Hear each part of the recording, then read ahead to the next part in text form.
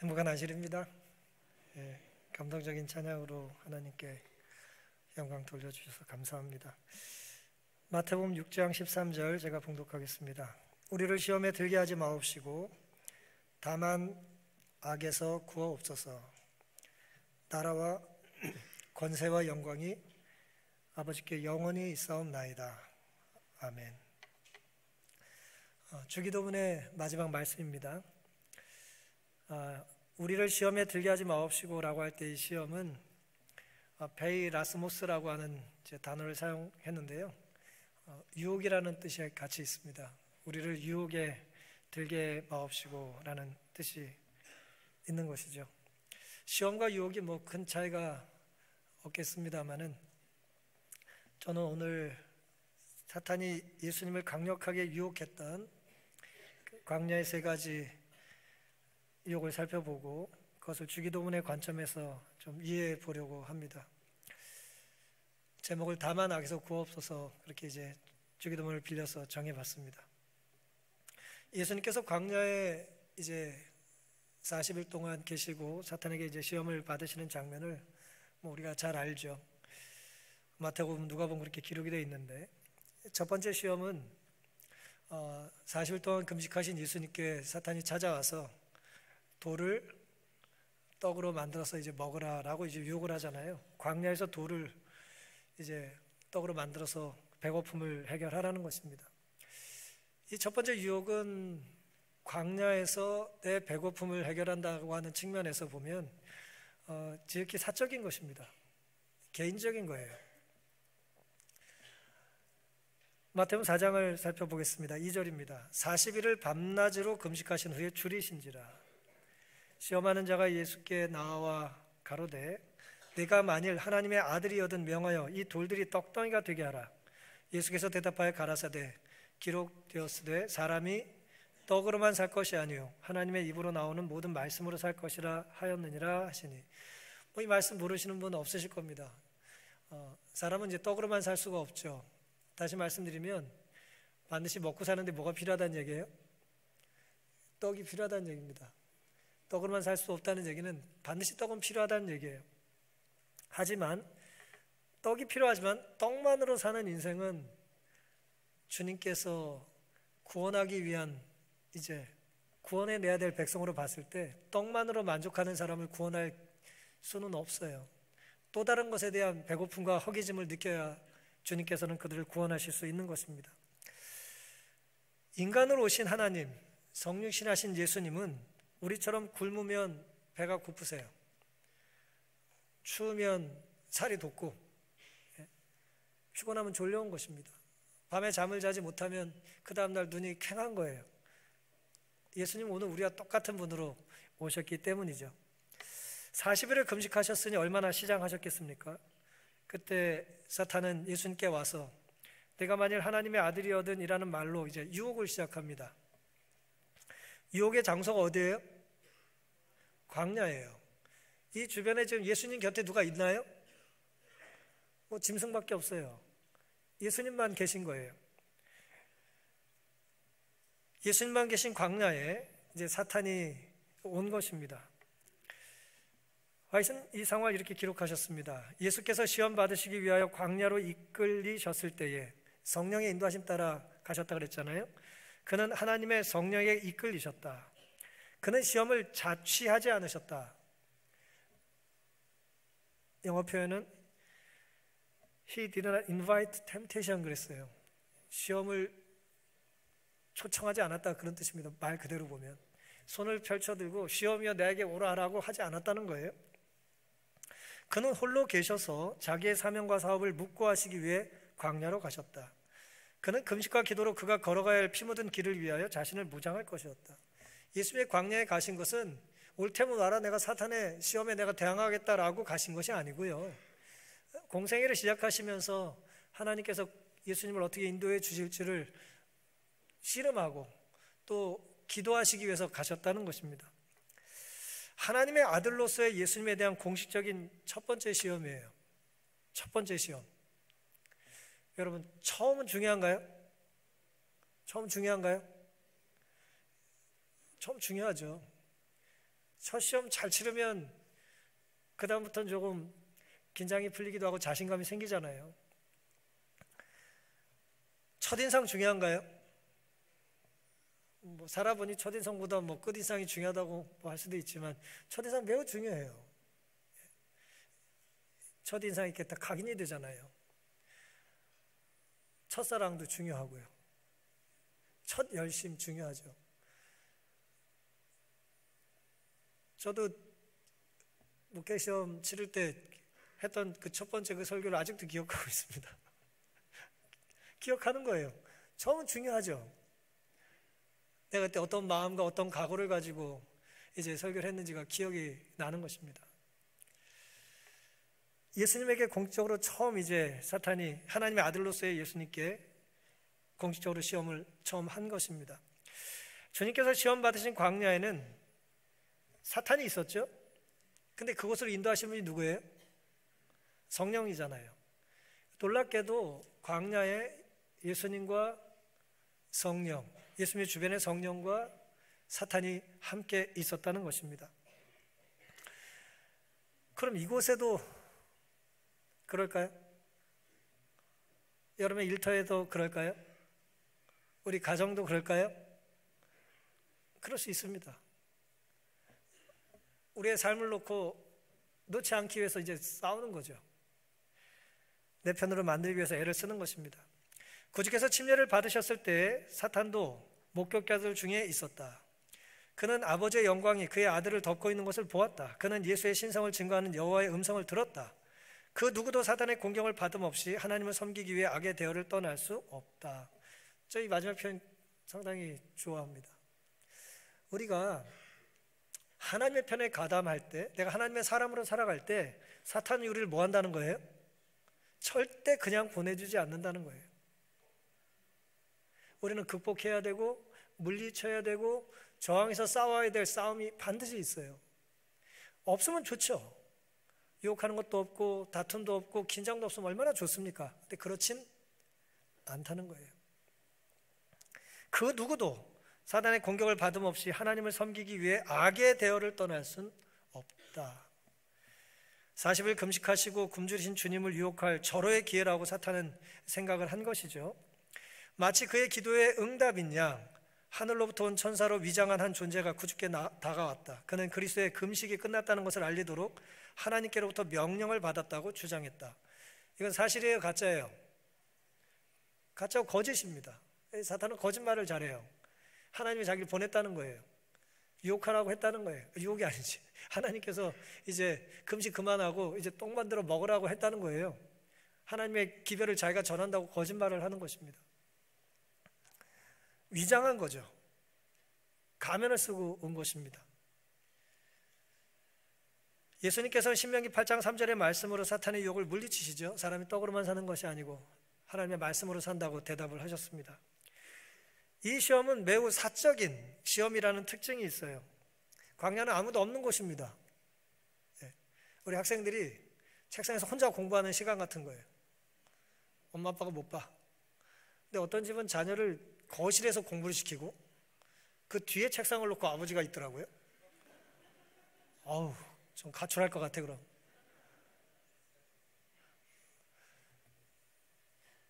개인적인 시간과 공간이 필요하잖아요. 그렇죠? 그걸 박탈하면 어떻게 숨을 쉬고 살겠어요? 이 첫 번째 시험의 특징은 지극히 사적인 공간, 사적인 시간에 나에게 오는 시험이라는 것입니다. 아무도 없는 곳, 나만 아는 그런 시험이죠. 사탄은 천사로 위장하고 하나님의 아들이라면 이라는 말로 놀랍게도 자기의 정체성을 드러내죠. 하나님의 아들임을 의심하니 이건 온전한 존재가 아닌 것입니다. 우리들은 어떤 유혹에 쉽게 굴복합니까? 와이스의 표현을 빌자면 우리는 즐겨 우리의 삶에 누구를 초청합니까? 누굴 자꾸 초청하고 싶으세요? 옆에 누가 앉고 싶어요? 이렇게 나보다 노래 잘하는 사람이 앉으면 좋아요. 못하는 사람이 앉으면 좋아요. 우리가 즐겨 초청하는 사람이 있어요. 항상. 그렇죠? 식당에서 요리 잘하시는 분 같이 와서 도와주면 좋겠고, 그렇죠? 학교 가면 우리 아이들 친구 사귀는 거 관심이 많으시잖아요. 친구 사귀었냐, 뭐 어떤 애냐 관심이 많습니다. 우리가 초청하기를 원하는 사람이 있단 말이에요. 우리는 무엇을 즐겨 우리의 삶에 초대하고 삽니까? 아무도 보지 않을 때 나는 어떤 신자입니까? 지극히 사적인 은밀한 곳에서 나는 어떤 사람입니까? 에덴에서 하와는 사탄의 유혹에 굴복했지만 광야에서 주님은 사탄의 유혹을 거절하시죠. 사탄은 지극히 사적인 공간과 시간에 우리에게 이렇게 요청하는 거예요. 그 다음에 도전하는 거예요. 원하는 대로 마음껏, 네가 원하면 마음껏 살아보라는 것입니다. 매력 있는 말이죠. 네가 원하는 게 중요하다. 네가 좋아하는 게 중요하다. 원한다면 해도 된다.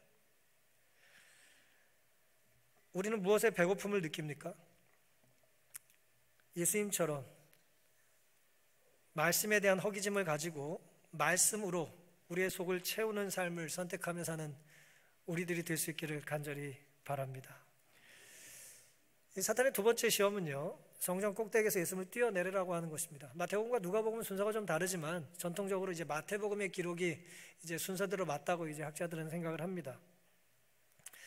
두 번째 성전 꼭대기에서 뛰어내리라고 했는데요, 이것은 어떻게 보면 사적인 것이라기보다는 보여지는 것입니다. 공개적인 유혹이라고 할 수 있겠어요. 네가 선택하는 걸 사람들이 뭐예요? 볼 수 있다는 거예요. 남의 시선을 의식하는 시험이죠. 5절입니다. 이에 마귀가 예수를 거룩한 성으로 데려다가 성전 꼭대기에 세우고 가로되 네가 만일 하나님의 아들이거든 뛰어내리라 기록하였으되 저가 너를 위하여 그 사자들을 명하시리니 저희가 손으로 너를 받들어 발이 돌에 부딪히지 않게 하리로다 하였느니라. 예수께서 이르시되 또 기록되었으되 주 너희 하나님을 시험치 말라 하였느니라 하신대.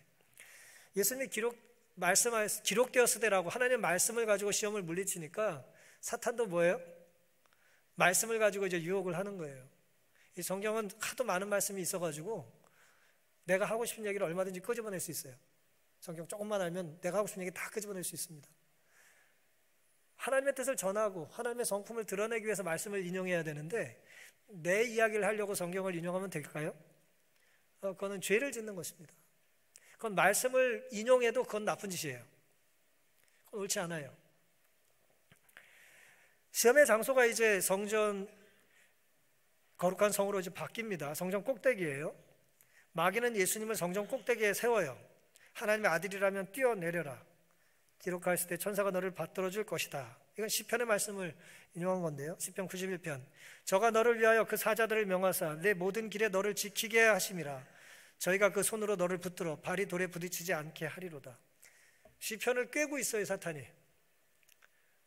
어떤 상황이 벌어지면 성경을 딱 인용해가지고 뛰어내리면 받아주신다고 했잖아. 천사가 하나님의 아들이라면 한번 해볼만 하지 않나요? 라고 이제 제안을 하는 것입니다. 주목할 점은 성전 꼭대기가 시험의 장소로 사용된다는 것이죠. 성전 꼭대기가. 그럼 성전 안은 시험의 장소가 안 될까요? 성전 지하실은 좀 유혹이 많고 1층, 2층, 3층은 시험이 못 들어오고 4층은 더 못 들어옵니까? 시험이 사탄이 우리 시험하는데 물리적인 공간의 제한을 받을까요? 어떤 사람의 어떤 위치와 타이틀, 직분의 영향을 받을까요? 사탄이 막 멀리 가요? 막 앞에 수석자가 붙으면 어우 쟤 무섭다 못 가겠다 그래요? 예? 현역 때는 못 오고 은퇴할 때 오나요? 또 현역 때 오고 은퇴하면 사라지나요? 건강할 때는 안 오고 아플 때만 오나요? 그렇지 않아요. 사탄은 성전 꼭대기에서 예수님을 유혹했다는 걸 우리는 기억할 필요가 있습니다. 우리는 어디서든지 언제든지 시험으로부터 자유롭지 못하다는 거예요. 아무리 거룩한 곳이라고 하더라도 얼마든지 유혹받을 수 있습니다. 얼마든지 유혹받고요. 얼마든지 우리는 죄를 질 수 있습니다. 성전을 청소하다가 얼마든지 싸울 수 있어요.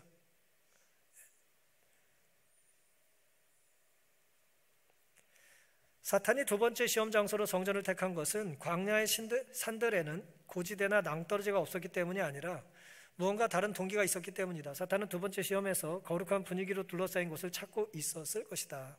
본교조서는 그렇게 기록합니다. 사적인 은밀한 그냥 일반적인 곳이 아니고 좀 영험한 것이 필요했다는 거예요. 지금 여기서도 그러면 어떡합니까? 라고 할 만한 곳,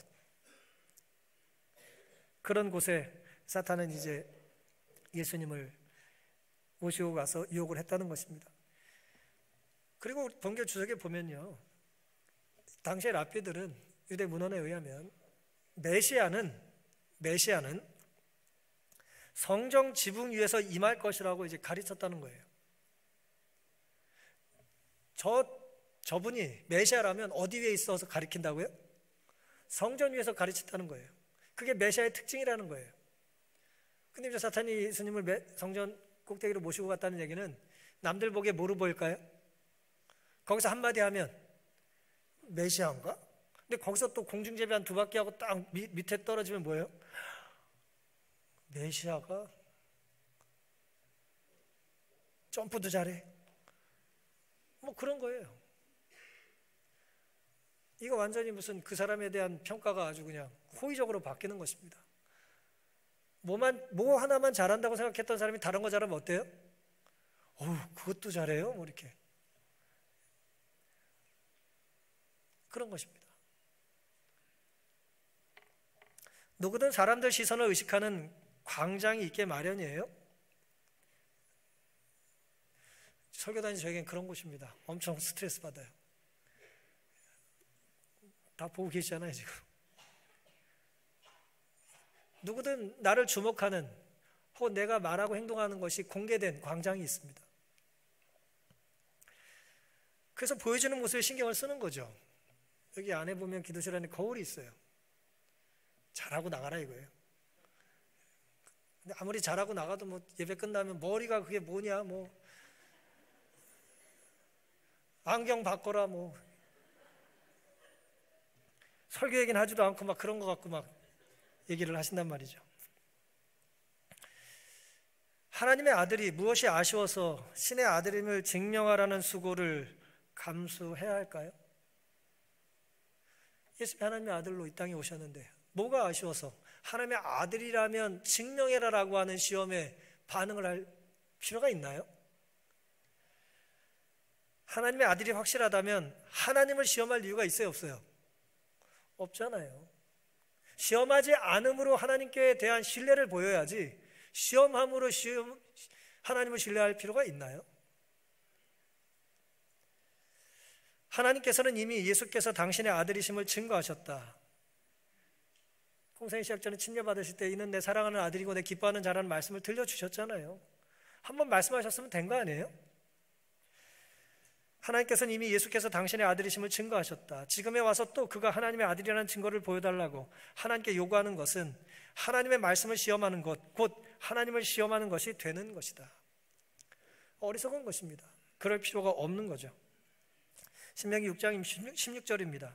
너희가 마사에서 시험한 것 같이 너희의 하나님 여호와를 뭐하지 말라? 하나님 시험하면 안 되는 거예요.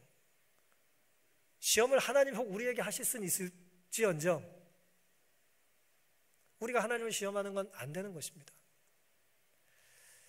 사탄이 요구하는 것이 무엇이든 그것에 응함으로 우리는 그 어떤 선도 얻을 수 없어요.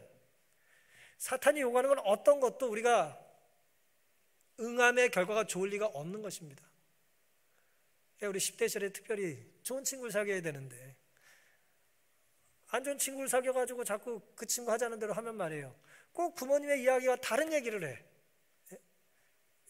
몇 시까지 집에 와라 그러면 아유 늦게 가도 돼. 내가 누구의 권위에 부합해서 살아야 되는지가 이제 혼돈이 오는 것입니다. 언제나 하나님의 명령에는 순종이, 하나님의 약속에 믿음이 가장 옳다는 것을 기억하며 살게 되시기를 간절히 바랍니다. 사단은 유혹은 할 수 있으나 죄를 짓도록 강요할 수는 없다. 강제로 뛰어내리게 할 수도 없었다. 그리스도께서 시험에 동의하지 않는 한 그는 그분을 정복할 수 없었다. 의지가 승낙하고 믿음이 그리스도를 잡은 손을 놓은 후에야 사탄은 자기 세력을 우리에게 행사할 수 있다. 그러나 우리가 품고 있는 모든 죄된 욕망은 사탄에게 발판을 제공한다. 참 좋은 말씀이죠. 우리가 동의하지 않으면 뭐 할 수 없다고요? 죄를 짓게 하지 못해요. 반대도 마찬가지예요. 내가 동의하지 않았는데 내가 억지로 선을 행할 수도 없어요. 왜? 억지로 한 건 선이 아니에요. 내가 정신이 나가가지고 무슨 소리가 나가면 그건 내 얘기가 아니에요. 너무 그 정신 나가는 거 두려워하지 마세요. 그건 내 정신이 아니니까 하나님이 정상을 잠작하신단 말이에요. 오늘 내가 의지가 동의가 돼야 되는 거예요. 죄는 내가 짓는 것입니다. 사탄은 유혹하는 것이고요. 우리를 뒤에서 밀지 못하게 하나님은 막으신다는 거예요. 사랑의 속성이나 죄의 속성이 사실은 같아요. 내가 반응하는 것입니다. 광장에서 인정받으려는 유혹을 우리는 물리쳐야 되는 것이죠. 고의로 시험을 자초하지 말아야 합니다. 예수께서는 자기를 사망에서 구원하시기 위해 아버지의 간섭을 불가피하게 만드는 그런 처지에 자기 자신을 두지 않으실 것이었다. 하나님이 개입하시도록 억지로 힘든 상황을 내가 일부러 초래할 필요는 없다는 거예요. 시험을 자초하면 안 되는 것입니다. 하나님 우리를 넘치도록 사랑하시고 충분히 우리를 예뻐하시는데 나를 정말 예뻐하신다면 어떻게 해주세요라고 하는 그런 어린아이 같은 기도를 우리는 드릴 필요가 없는 것입니다. 우리의 각자의 광야가 어딘지, 우리 각자의 광장이 어딘지, 누군가의 시선을 우리가 주목하고 살 때, 신경 쓰고 살 때 그것이 사람의 시선인지 아니면 하나님의 시선인지 생각해 보며 살 수 있게 되기를 간절히 바랍니다. 이제 마지막 시험인데요, 사탄이 예수님에게 세상 모든 왕국을 보여주고 절만하면 이걸 주겠다고 또 거짓말을 해요. 이 시험은 모든 것을 이제 차지할 수 있다고 하는 유혹이에요. 이건 왕 중에 왕이 되는 것입니다. 단순히 작은 꼭대기에 만족하는 게 아니고요, 극강의 최정상에 올라야 되는 거예요. 탑이 아니라 서밋이라고 그러죠. 최고 꼭대기 올라가야 되는 거예요. 대통령 자리인 거예요. 최고의 자리에 올라야 되는 것입니다. 마태복음 4장 8절입니다. 마귀가 또 그를 데리고 지극히 높은 산으로 가서 천하 만국과 그 영광을 보여 가로되 만일 내게 엎드려 경배하며 이 모든 것을 네게 주리라. 이에 예수께서 말씀하시되 사탄아 물러가라 기록되었을 때 주 너희 하나님께 경배하고 다만 그를 섬기라 하였느니라. 사탄은 지극히 높은 산으로 가서요, 자신에게 절 한 번만 하면 이 모든 것을 주겠다고 이제 유혹을 합니다. 이건 이제 사탄이 만들어낸 가장 큰 유혹인 거예요. 마지막 유혹인 거예요. 그래서 우리는 이 마태복음의 기록을 누가복음보다 이제 순서에 맞다고 보는 것입니다. 이게 가장 큰 유혹이기 때문에 그래요. 마지막 기록. 한 번 절함으로 뭐예요? 끝나는 거예요. 한 번에 끝나면 좋아요, 안 좋아요? 한 건만 그냥 하면 끝나는 거예요. 노래를 잘 하시잖아요. 노래하려고 얼마나 많이 그냥 연습을 하셔요. 목이 한 방에 트이면 얼마나 좋겠어요. 5년, 10년 유학 갈 필요도 없어. 자고 났더니 목이 트였어요. 이런 말씀 제가 드릴 자격이 없죠. 전 지금 목이 안 터졌잖아요. 힘들어요. 한 번 튀어주겠대. 한 번에 이 어려운 수학 마스터하게 해주겠대요. 고등수학 한 번에 끝내게 해주겠대요. 영어 단어 한 번에 다 외우게 해주겠대. 뭐 10,000원, 1,000원 모아가지고 언제 부자 돼요? 한 방에 그냥 대박이 나야죠. 그 얘기예요. 사탄은 그리스도 앞에 이 세상의 왕인 것처럼 서 있었다. 그는 세상에 대한 권리를 정당하게 얻은 것이 아니라 하나님이 아담과 하와에게 주신 영역을 찬탈했다. 도둑이에요. 도둑놈이에요. 도둑놈. 남의 걸 훔쳤어요. 강제로 찬탈했어요. 사탄은 자신이 아담 대신 세상의 합법적인 통치자가 되었다고 주장했으나 찬탈자로 통치한 것이다. 도둑님이 들어와가지고 주인 행세를 하고 있어요. 그러면서 나한테 절하면 뭐 하겠대요? 주겠다는 거예요. 작물인가 그럼? 그것도 죄예요. 자기 게 아닌 건데 주겠다는 거예요. 사탄은 찬탈자일 뿐 아무것도 아니에요. 그럼 거짓말쟁이에요. 도둑입니다. 남의 것을 자기 것이라고 우겨요. 남의 시간을 내 시간처럼, 남의 선택을 내가 해도 되는 것처럼, 남의 생각을 내가 강요하는 것도 다 찬탈자가 하는 일이에요. 그건 나쁜 거예요. 하나님의 정신이 아닙니다. 엎드려 경배한다는 것, 그것은 완전한 복종과 충성의 표시잖아요. 성육신 하신 하나님께서 어찌 사탄에게 경배를 하고 하나님이 사탄에게 경배한다면 그것은 있을 수 없는 일일 뿐더러 그것을 요청하는 사탄은 뭐 하고 있는 거예요 지금? 하나님을 모독하고 있는 거잖아요. 동양 지역에서는 지금도 엎드림이 완전한 복종과 충절의 표시다. 성육한 하나님에게 마귀를 경배하라는 이 극악무도한 제안은 신성모독의 절정이다. 문제가 되는 큰 쟁점과 불경건하고 대담한 이 제안은 악마적 교활함의 극치를 보여주며 따라서 누가복음보다는 마태복음에 기록된 세 가지 시험의 순서들이 시간적으로 바른 순서임을 시사한다. 사탄은 가장 참난된 행동을 보였으므로 이제는 더 이상 제시할 것이 있어요 없어요? 없어요. 이게 마지막 시험인 거예요. 사탄은 무엇을 제안하고 있는가라는 거예요. 한 번 절에서 다 얻게 하겠다는 건 뭘 제안하는 거냐, 그것을 의미하는 게 뭐냐라는 것입니다. 유혹자가 그리스도께 이 세상 나라와 영광을 제공하겠다고 한 것은 그리스도께 이 세상의 참된 왕권을 뭐하고요? 포기하고 사탄의 지배하에서 통치권을 쥐라고 제의한 것이었다. 이러한 통치권은 유대인들이 소망하던 것과 같은 통치권이었다. 그들은 이 세상 나라를 원하였다. 지금 화시하고 싶은 이야기는 뭐냐면 사탄이 통치하는 영역이 있어요 없어요? 있다는 거예요. 사탄의 나라가 있다는 거예요. 근데 예수님은 그런 나라의 주인이 아니라는 거예요. 근데 사탄은 자기 것을 준다면, 자기 것이라면 자기를 따르는 사람들은 뭐 할 수 있을까요? 줄 수 있겠죠. 사탄의 통치 영역이 있다는 거예요. 사탄이 좋다고 섬기는 사람들이 있다는 거예요. 화이트는 그렇게 기록하셨고요. 존 도미닉 크로산이라고 하는 이 신학자는 이 상황을 좀 더 다른 이야기로, 같은 사상의 이야기를 이렇게 기록했습니다. 유혹자는 하나님께서 그토록 사랑하신 세상을 소유하고 있지 않으며 또한 그것을 누구에게도 제공할 수도 없지만, 자기 아니니까요, 오직 우리가 사랑하지 말아야 하는 세상만을 소유하고 있으며 누구에게든 제공할 수 있다. 왜냐하면 그런 세상은 오직 육신의 정욕, 안목의 정욕, 이생의 자랑만 담고 있기 때문이다. 죄악 가득한 세상에 영향력을 행사할 수 있다는 거예요. 그것은 사탄이 원하면 줄 수 있다는 얘기입니다. 정신 나간 사탄의 똘마니도 있다 이거예요. 원하면 주겠다는 거예요. 이어서 또 이렇게 말합니다. 폭력적인 불의에 의하여 세상 나라들을 그 권세의 영광과 더불어 얻고 소유하는 것은 사탄을 예배하는 것이다. 비폭력적인 정의에 의해서 세상 나라들을 그 권세와 영광과 더불어 얻고 소유한 것은 하나님을 예배하는 것이다. 폭력을 행사하고 불의를 행사하면서 뭔가를 하는 행위 있잖아요. 그것은 하나님을 섬기는 게 아니라는 거예요. 그것은 우상을 섬기는 거라는 거예요. 심지어 행위가 그 폼이, 그 형식의 예배 형식을 갖추었어도 그건 하나님이 기뻐하시는 예배가 될 수 없다는 것입니다. 찬양을 하는데 옆에서 너 찬양 안 하면 죽여. 하나님은 그런 예배를 받으실 수가 없다는 거예요. 그런 불법적이고 폭력적인 예배를 하나님이 기뻐하시지 않는다는 겁니다.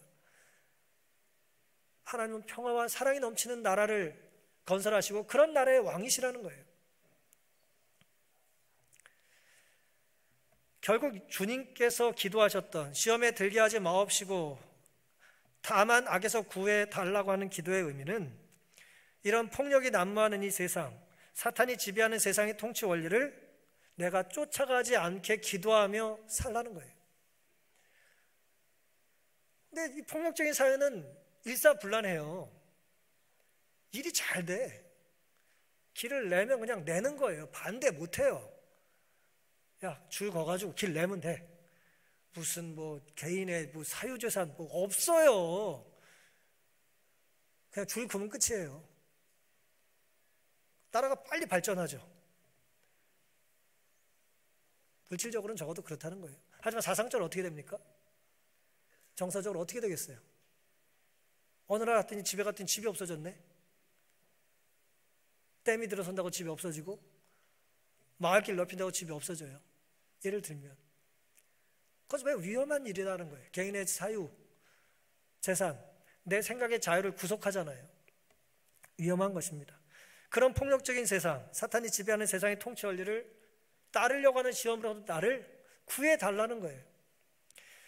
그것은 다른 사람들이 우리들을 향해 폭력을 행사하는 시련을 피하게 해달라는 간청이라기보다는, 누가 날 괴롭히는 시험으로부터 내가 좀 벗어나게 해주세요 라기보다는 우리가 다른 사람을 향하여 똑같은 폭력을 행사하는 유혹을 포기하게 해달라는 것입니다. 왜 성공합니까? 성공해서 뭐 하고 싶어요? 뭐 하고 싶어요? 성공하면 복수하고 싶지 않아요? 저를 이상하게 보지 마시고 예를 든 겁니다. 왜 가지고 싶고, 왜 누리고 싶고, 왜 그 높은 것, 그 힘든 걸 차지하고 싶어 하는 거예요? 보여주고 싶은 거예요. 그 다음에 뭐 하고 싶은 거예요? 그 사람들을 부리고 싶은 거예요. 돈으로, 힘으로, 내 학위로 한마디 딱 굴복시키고 싶은 거예요. 종합병원, 큰 병원 가면은 그 과장님들이 어떻게 다녀요? TV에서만 봤어요. 막 데리고 다니잖아요. 한 5명, 10명 데리고 다니잖아요. 또 친절하면 실력이 없어 보여. 딱 권위 있게 말을 해야 돼요. 그게 권력입니다. 그런 유혹을 물리치라는 거예요. 누가 날 괴롭히지 않게 해주세요라고 뿐만 아니라 더 나아가서 내가 한마디면 해결할 수 있을 것 같은 위치에 있다 할지라도, 혹은 그런 삶을 살고 싶다 할지라도 그걸 끊임없이 뭐 하라고요? 저항하며 살라는 거예요. 예배와 신앙 다 똑같습니다. 우리가 안식이라고 하는 이 놀라운 하나님의 선물을 가지고 우리는 뭐 할 수 있어요? 엄청난 펀치로 날릴 수 있어요. 저 안식일인데 지금 애들 자고 있잖아요. 예를 들어 한마디 소리 꽉 찔러가지고 깨울 수 있죠. 그럼 깨우면 뭐해? 자고 싶은데, 피곤한데, 어제 못 주무신 분이 하도 피곤해 보이시길래 제가 주무시라고 그랬어요. 아주 행복해 보이시더라고요. 어디 계신지 모르겠어요 지금. 한마디로 뭘 해결하고 싶은 유혹이 우리에게 있나요? 있죠.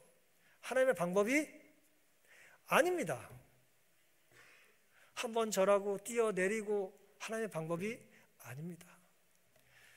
오늘 우리에게 원하시는 다만악에서 구하옵소서라고 하는 예수 그리스도의 마지막 기도가 큰 울림이 되어 하나님의 성품을 드러낸 일을 천천히 가더라도, 잘 되지 않는 것 같더라도 효율성을 찾기보다는 하나님의 인격과 성품을 우리 속에서 재현하기 위한 겸손한 노력이 우리에게 있게 되기를 간절히 바랍니다. 조지 오웰이라고 하는 작가가 있죠. 이 사람의 작품 유명한 것들이 많은데, 이 사람은 이제 전체주의를 저항하는 글들을 많이 썼어요. 획일화된 사회에 대한 이 혐오감이 있었던 사람이거든요. 왜 그랬냐면 이 사람이 이제 영국 사람인데 제국주의의 피해를 몸으로 직접 경험했어요. 영국 사람인데 제국주의의 피해를 경험할 게 뭐가 있어요? 자기는 가해자 입장인데, 대영 제국 얼마나 잘 나갈 때인데요. 이 사람이 코끼리를 쏘다라고 하는 이 짧은 글을 쓴 일이 있습니다. 자기 체험을 기록한 것입니다. 당시에 영국의 20세기 초반에 1920년대입니다. 영국의 식민지가, 온 세상이 영국의 식민지였는데, 그때 이제 버마 남부에서 이 사람이 이제 식민지에 이 제국주의의 경찰이 돼서 복무를 한 적이 있어요. 우리나라 일제시대 때 일본 순사였다고요. 이튼 칼리지를 졸업한 아주 인재였습니다, 이 사람이. 그때 이 사람 나이가 19에서 24살이었어요. 아주 젊은 청년이 자기 나라가 통치하는 이 버마라고 하는 가난한 나라, 또 키도 작잖아요. 영국 사람 보기에는 체격도 작고, 그 나라의 2등 국민들을 자기가 경찰로서 통치하던 경험이 있었던 시대의 이야기입니다.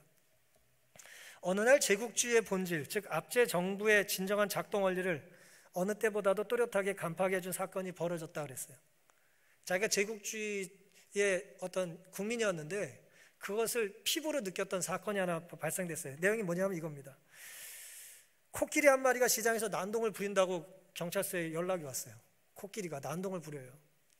너는 경찰이니까 가서 좀 코끼리 좀 설득하라는 거예요. 그래서 이제 어떻게 사건을 좀 알아봤더니 야생 코끼리가 아니라 길들인 코끼리였는데 이 발전기에 이게 흥분을 해가지고 이 설득을 끊고 나가버린 거예요. 사슬을 끊고 도망을 친 겁니다. 시내에서 오두막을 하나 박살내고 소 한 마리를 깔아 죽이고 과일 노점에 습격해서 걸신 들리듯 과일을 먹어치우고 장마철에 잔뜩 흐린 후덥지근한 아침에 진흙탕 속에 한 인도 남자를 이렇게 코로 이렇게 하다가 죽인 거예요. 뭐 죽일 마음은 없었을지 모르지만 코끼리가 이제 그렇게 한 겁니다. 사람들은 그걸 보고 있는 거예요. 제지할 능력이 없으니까. 뭐 총도 없고. 그래서 이제 경찰에게 이제 신고를 한 거죠. 그 모습을 보고 이제 이 사람이 조그만 소총 들고 갔다가 안 되겠다고 코끼리 사냥용 이제 큰 총을 친구한테 빌려가지고 만에 하나 나한테 달려들면 쏘려고 이제 호신용으로 총을 하나 들고 이제 갔습니다. 계속해서 조조는 뭐라고 기록을 했냐면 나는 코끼리를 쏠 마음이 전혀 없었다 그랬어요. 한 5번 이상 반복한 것 같아요, 책에. 나는 코끼리 쏠 생각이 전혀 없었다. 나는 쏘고 싶지 않았다. 근데 조기 이제 떨어져서 흥분이 가라앉은 이 코끼리가 물웅덩이에서 그냥 장난을 치고 있어요. 코끼리가 장난치면 예뻐요? 저도 동물은 좋아하는데 저 코끼리 제일 좋아하거든요. 참 예쁘잖아요. 예. 물웅덩이에서 장난치고 있으니 얼마나 보기 좋습니까? 나는 녀석을 쏘고 싶은 마음이 손톱만큼도 없었다. 근데 뒤를 돌아다 보니까 이 버마 사람들이 2,000명쯤 서 있더래. 쫓아온 거예요. 이제 영국 순경 쫓아서 야, 총 들고 가니까 총 쏘는 거 구경하자. 똘레똘레 쫓아오는데 2,000명쯤인데 자꾸 늘어나고 있대. 지금 다 누굴 보고 있어요? 나만 보고 있습니다. 엄청난 인파였다. 결국에 내가 코끼리를 쏠 수밖에 없다는 걸 문득 깨달았다. 사람들이 내가 그렇게 하기를 기대하고 그러니 그렇게 해야 했다. 나를 앞으로 떠미는 2,000명의 의지가 느껴졌다. 거역할 수 없는 힘이었다. 겉보기에는 내가 연극의 주인공이었지만 실제로는 뒤에 있는 노란 얼굴들의 의지가 이리저리 떠밀리는 우스꽝스러운 꼭두각시에 내가 불과하다는 걸 알게 됐다는 거예요. 내가 다스리는 게 아니라 저 사람들의 의지가 나를 뛰밀고 있다는 것입니다. 그 순간 나는 깨달았다. 백인이 폭군이 되면 그가 파괴하는 것은 자기의 자유라는 사실을. 내가 통치하지만 통치하는 그것이 완력이 폭력적으로 변하면 결국 난 뭘 뺏겨요? 내 자유로운 의사를 뺏기게 된다는 거예요. 하지 않을 수 없잖아요. 지금 백인 통치의 전제 조건이 늘 이른바 원주민에게 감명을 주는 것이고 따라서 위기가 닥칠 때마다 원주민이 그에게 기대하는 바를 해내는 것이기 때문이다. 그는 가면을 쓰고 있고 그의 얼굴은 가면에 맞게 변한다. 그날 나는 코끼리를 쏴야 했다. 결단력 있는 사람처럼 보여야 했다. 그렇지만 나는 여전히 코끼리를 쏘고 싶지 않았다. 조지 오웰은 원하진 않았지만 원주민 앞에서 겁먹은 꼴을 보이고 싶지 않아서 방아쇠를 당겼다 라고 기록했어요. 나는 종종 생각해 보았다. 내가 그때 코끼리를 쏜 건 그저 바보처럼 보이는 걸 피하기 위해서였다는 걸 눈치챈 사람이 있을까? 이게 이 글의 마지막 기록이에요. 그리고 이 사람이 이게 충격을 받아가지고 이제 방랑하며 살다가 유럽에 정착해서 이제 작가가 되는 것입니다. 그렇게 살고 싶지 않은 거예요. 좀 자유를 구가하고 살고 싶은데 자유를 추구할 수가 없어요. 내가 힘이 있는 것 같지만 사실은 나는 힘을 내 마음대로 쓰는 게 아니라 뭐예요? 남들이 기대하는 대로 자꾸 체제가 기대하는 대로 민심이 기대하는 대로 움직이는 꼭두각시에 불과했다는 것입니다. 제국주의 매뉴얼에 따라서 조지 오웰은 원주민을 다스리려고 하다가 원치 않게 코끼리를 총으로 쏜 것입니다. 옳고 그름의 기준이 남의 시선이 되어서는 곤란하겠죠. 우리에게도 다만 악에서 구하옵소서라는 구하옵소서라고 말할 만한 코끼리가 없습니까? 눈앞에 한 방에 그냥 쓰러뜨릴 만한 코끼리가 커가지고 잘 맞아요. 또 그런 코끼리가 우리에게 있어요. 이 한마디면 내가 해치울 수 있어요. 제압할 수 있습니다. 아무도 모르는 광야에서, 다수가 주목하는 광장에서 한 번이면 모든 것을 다 차지할 수 있을 것 같은 순간, 우리가 그리스도인이라면 누구의 시선을 신경 쓰며 살아야 할까요? 우리는 어떤 악에서 나와야 할까요? 지극히 사적인 시간과 공간과 관계에서 나는 누구입니까? 공적인 공개적 광장에서 나는 누구입니까? 점점 많아지는 시선을 신경 쓰느라 나는 연예인처럼 살고 있지는 않습니까? 남에게 훈수를 두고 싶은 욕망은 없습니까? 가르치고 지배하고 끊임없이 그 사람을 내 사람으로 만들고 싶은 거예요. 자신의 용기 없음을 숨기기 위해 여기저기 총질하는 바보처럼 살지 않기를 간절히 바랍니다. 한마디면 해결할 힘이 있어도 사탄의 폭력성과 효율성을 추구하는 악에서 벗어나기를 간절히 기도하며 살게 되시기를 바랍니다. 떡을 먹고 성전에서 뛰어내리고 한 번만 절하라는 사탄의 유혹에 놀아나지 마시기 바랍니다. 내 뜻도 다스의 뜻도 아닌 하나님의 뜻대로 사는 것이 구원의 유일한 길임을 기억하십시다. 살아갈 한 주 동안 다만 악에서 구하옵소서, 이 예수님의 간절한 기도가 우리의 기도가 되기를 바라면서 오늘 말씀을 마치겠습니다.